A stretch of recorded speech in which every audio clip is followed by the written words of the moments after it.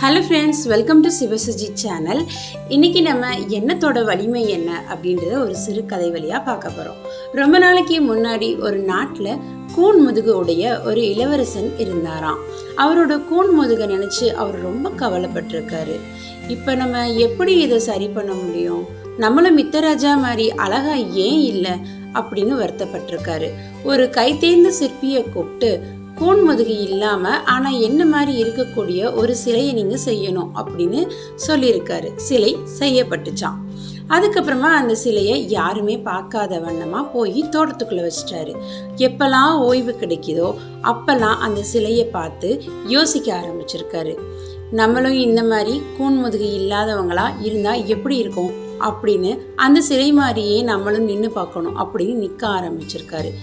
கொஞ்ச நாளில் இளவரசருக்கு தெரிஞ்ச எல்லாருமே என்ன உங்க கூனுடைய பெரும் பகுதி குணமாயிட்டே வருது அப்படின்னு சொல்லியிருக்காங்க.